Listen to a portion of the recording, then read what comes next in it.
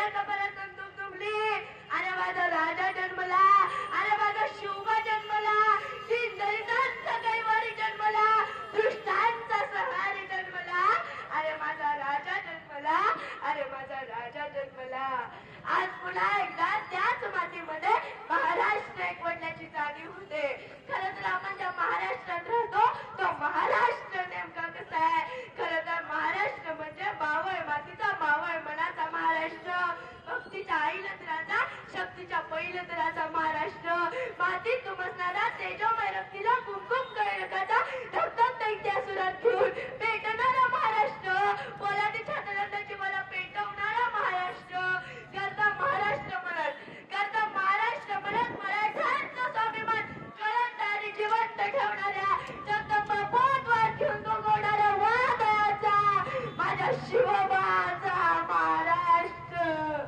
पण हा महाराष्ट्र फोडला होता निश्चित निश्चित निराश आणला आणि आल्यासारखा.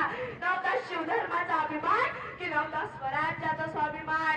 आणि अशात एक लोट तुमला सह्याद्रीच्या दराखोऱ्यात जे झोपले होते ते ठाण जागे झाले, जागे होते ते उभे झाले, उभे होते ते चालते झाले आणि चालणाऱ्यांच्या खांद्यावर स्वराज्याचे निशाण आले. हे राज्य हवाई स्त्रीची छतोडू लागली, पोरी फक्तच्या इशाऱ्यात उडू लागल्या आणि तमाम मराठ्यांचं सामर्थ्य एकवटलं जाऊन 10,000 गटात पेटून उभा टाकलं आणि रायगडावर 32 मनांचं सोनेरी असे आसन साकार झालं. सर्व गुणमान्वित अखंड रक्षणांतुत राजकार्य धुरंधर श्रीमंत महाराज राजाधिराज शिवाजी महाराज की जय. ही किलकारी रायगडाच्या कणाकणाला, मराठ्यांच्या मनामनाला आणि काळाच्या क्षणाक्षणाला भेटून गेली. शिवबा हा उभा करता झाला आणि खऱ्या अर्थानं शेतकऱ्यांचं, कामकऱ्यांचं, कष्टकऱ्यांचं राज्य उभं राहिलं.